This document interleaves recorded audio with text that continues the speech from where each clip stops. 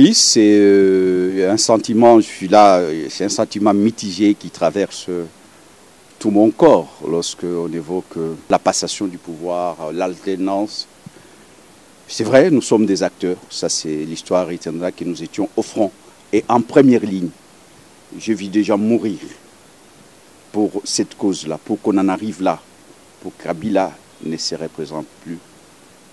Mais ce n'est pas l'objectif, ce n'est pas le départ de Kabila. Ça, si on fait ça, c'est qu'on a... Mais le départ de Kabila, c'était un pas vers la bonne direction. Kabila devait partir parce qu'on a identifié Kabila comme le blocage. Donc il fallait débloquer le blocage pour qu'on balise les chemins vers la démocratie, vers le progrès social. Donc merci pour ces souhaits, mais moi je dédie cette journée à tous ceux qui sont morts. Et non seulement il faut aussi célébrer les vivants. Pourquoi seulement les morts? Parce qu'en Afrique, on aime toujours célébrer les morts. Mais il y a des vivants. Il y a des gens, au moment où nous parlons, qui sont devenus des aveugles pour cette lutte. Devenus des handicapés physiques et parfois mentaux. Donc, je vais vous dire que on ne devait pas se limiter seulement à festoyer sans évoquer la mémoire de ceux qui ont tout fait. Mais je vois, c'est quand même dommage, la révolution oublie toujours ses propres enfants, ceux qui ont lutté la plupart des cas. Ceux qui sèment, ce n'est pas ceux qui récoltent.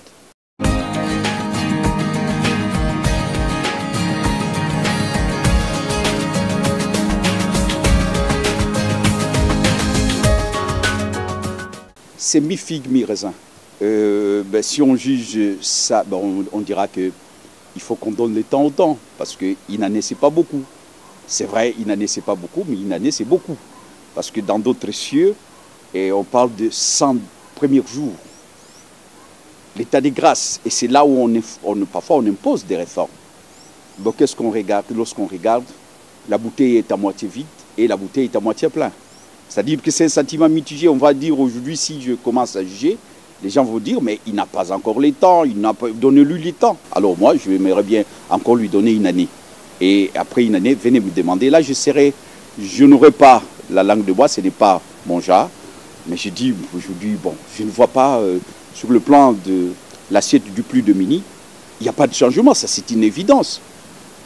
Et c'est une évidence, c'est-à-dire que le progrès social, le peuple d'abord, ça, jusque-là, on ne voit pas grand-chose. Mais sinon, il y a une réforme qui m'a beaucoup séduit, c'est la gratuité.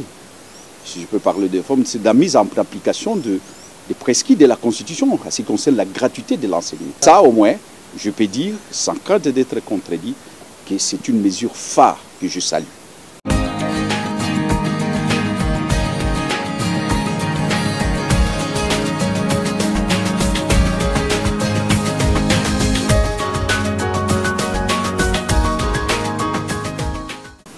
Au risque de me répéter, si c'était haute-toi que je me mette, que c'était ça l'objectif, alors nous avons échoué. C'était pas seulement enlever Kabila, comme on enlève les cheveux dans la soupe, et puis on continue, on peut boire la soupe. Mais ce n'était pas ça la finalité, c'est le mieux-être de Kabila. Et là, je dis bien qu'on est encore loin. On est encore loin. La maman de la ménagère, la maman Bitoukula, tout c'est laissé pour compte. Aujourd'hui, ils ne voient pas le changement. Et pourtant, on a claironné qu'il y aura changement. C'est pour ça que je dis bien que par rapport à tout ce que vous venez d'évoquer là,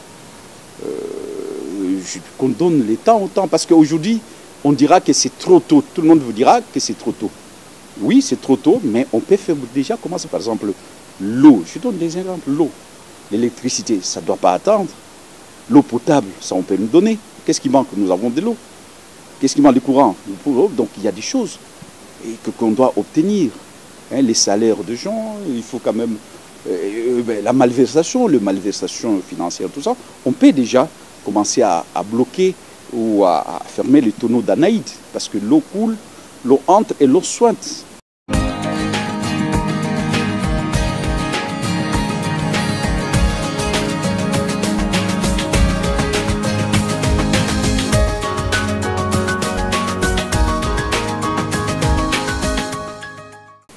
Moi, je suis étonné que les gens s'étonnent. Les gens s'étonnent que ça ne marche pas. Les gens s'étonnent qu'il y a une majorité qui conteste. Mais pourquoi les gens s'étonnent? Parce que les prémices étaient déjà fausses. Au lendemain de la publication du résultat, on devait contester. Parce que ce n'est pas normal. Tout ça, c'est quoi? Tout ce que vous venez d'évoquer là, c'est une conséquence d'une élection mal organisée. Donc c'est que le résultat qui est là ne reflète pas la vérité des urnes. C'est ça les problèmes. Donc au niveau législatif, ceux qui sont là ont été nommés. Et ils ont été nommés pour besoin de la cause. Ils n'ont pas été nommés pour servir le peuple. Et avec une telle majorité, qu'est-ce qu'on attend? C'est comme qui dirait quelqu'un qui veut construire une maison de 10 étages, mais il ne se donne pas la peine de mettre une bonne fondation. Il construit. Mais la maison va s'écrouler. Cette coalition est bâtie, c'est déjà une coalition contre nature. Ça, il faut le dire. C'est une coalition, je dirais, bâtarde. C'est une coalition qui ne tient qu'à un fil par la volonté d'une personne, de M. Kabila, ou alors avec son ami et frère Félix Tshisekedi. Mais ce n'est pas une coalition des grands partis, des partis politiques, ou des formations politiques, ou des plateformes. Vous voyez, donc la base n'est même pas associée.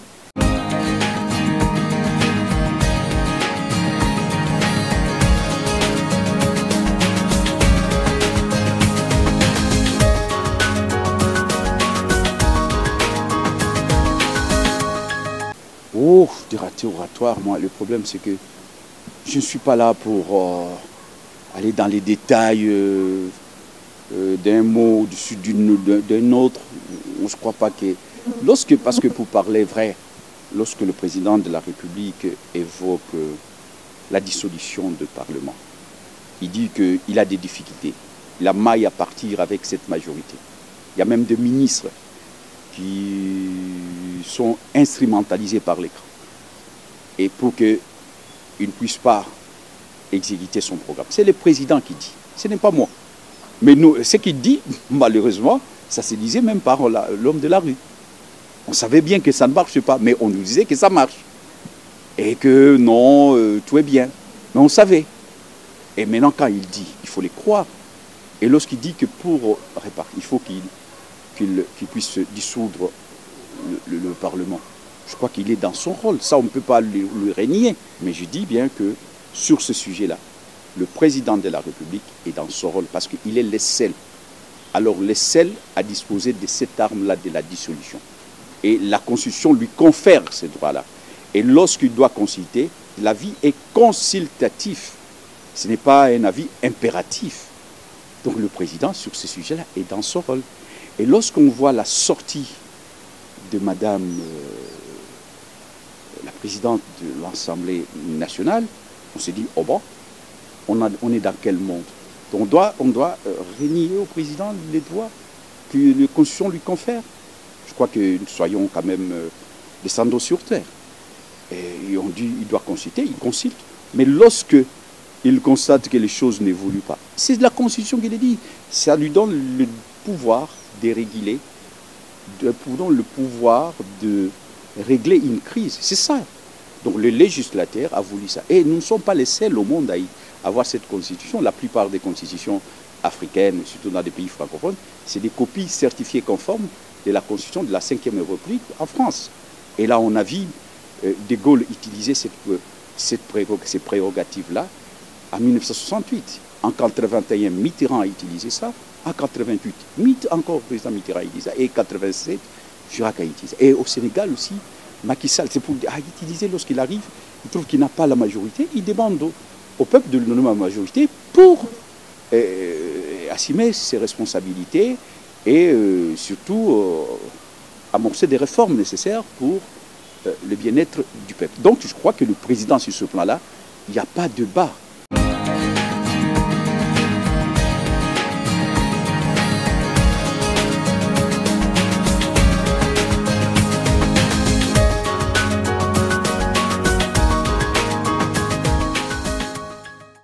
Non, je crois qu'ils sont là dans le saupoudrage, le comaltrage, le chantage. Vous verrez qu'ils vont trinquer avec Kabila quand il viendra. Parce que ce n'est pas la première fois. Mais ce n'est pas la première fois. Je crois que... Moi, je ne pense pas. Ils sont liés par les sorts. Si c'est vraiment, ça ne dépendait que c'était pour le bien-être du peuple. Mais le président Félix ne peut pas se faire malmener comme ça quand même. Comment vous pouvez parler de la coalition? Est-ce que c'est la coalition ou la cohabitation? Parce qu'on est dans la coalition. Donc, c'est-à-dire qu'ils sont liés par le même sort. Et si aujourd'hui Félix échoue, ça dit que Kabila aussi échoue. Parce que derrière tout ça, c'est Félix. Mais derrière tout ça, c'est Kabila. Les gens doivent comprendre. Tout c'est pour l'intérêt d'une personne. Ça continue. C'est pour ça que je dis bien que le départ de Kabila, ce n'est pas une finalité, ce n'est pas une fin en soi. Mais c'est une étape vers la bonne direction. C'est pour dire que moi, je vois que c'est lié à des personnes. Et ils nous ont habitués à des chantages. Et ils poussent les militants. Vous verrez que les militants, ils montent au créneau. C'est juste pour dire que j'existe. C'est une façon de crier, regarde-moi. C'est comme un enfant qui pleure et qui dit, mais je suis là. Et ça se fait de deux côtés. Vous verrez, à un moment, c'est le FCC qui dit, non, pourquoi nous, le IDPS fait ça. Et puis après, ils arrangent. Et parfois, c'est l'IDPS qui fait ça. Donc moi, je crois encore au beau jour de cette coalition. Ils se sont choisis, ils savent pourquoi ils se sont choisis. Et donc, si ce n'était pas les problèmes de la République, je pouvais tout simplement dire que ce n'est pas notre problème. Ça les regarde. Mais le problème, c'est que ce qu'ils font là a des répercussions sur notre vie. Donc, nous sommes obligés d'en parler.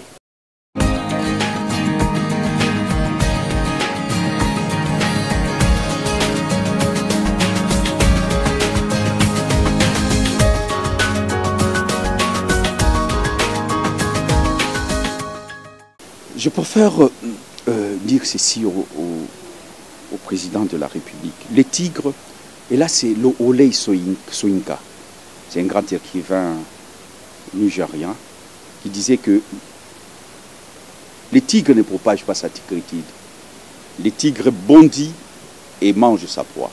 Ça voudrait dire quoi? Donc au lieu de faire des proclamations, des déclarations, des incantations, année de ceci, Kabila, souvenez-vous, Kabila, année du social, année de la, je ne sais pas quoi, 5 chantiers, c'était s'appeler des bonnes intentions. Mobutu, tout va changer, tout doit changer, plus rien ne sera comme avant, objectif 80, musée.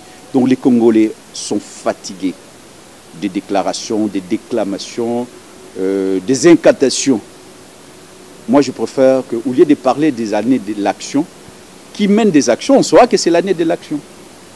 Donc voilà, à ce niveau-là, moi je dirais ça. Attendons voir des actions sur le terrain.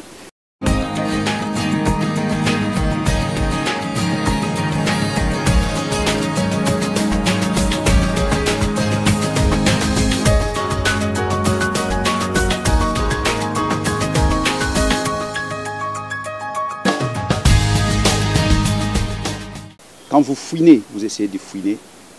Dans mon passé, vous remarquerez que j'ai commencé la politique en 1983, au lendemain de la création de l'UDPS.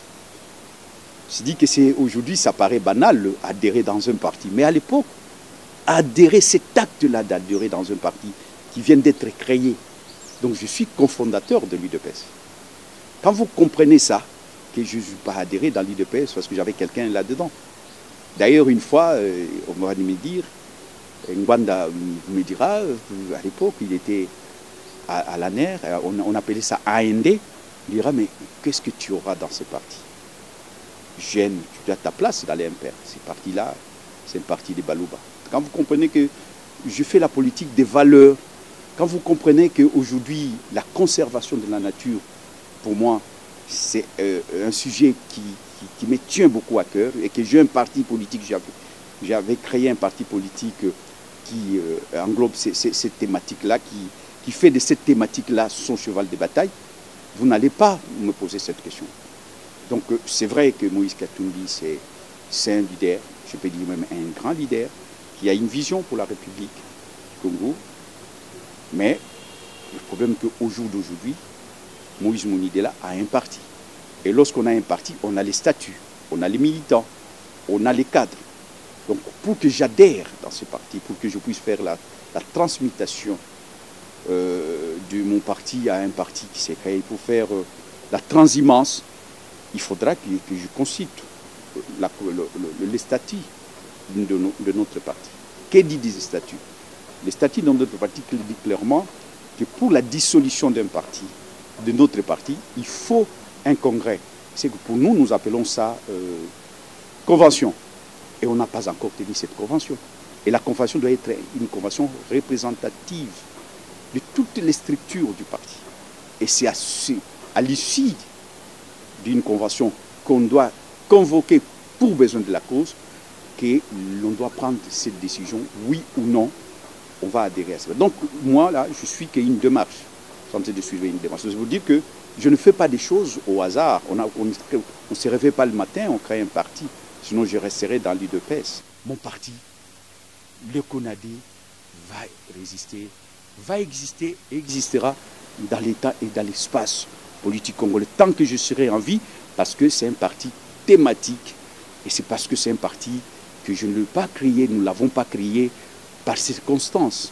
C'est un parti que nous avons créé parce qu'il y avait un besoin.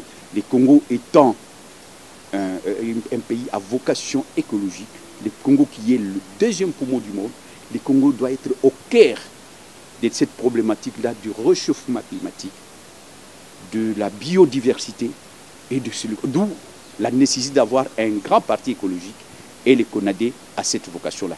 Malheureusement, on ne cerne pas ces sujets-là. En tout cas, au Congo, je crois que nos dirigeants, malheureusement, celui qui était là, Kabila, ne cernait pas bien avec son groupe, il ne cernait pas cette problématique, alors que nous sommes capables, avec ça, de faire du Congo un paradis sur terre.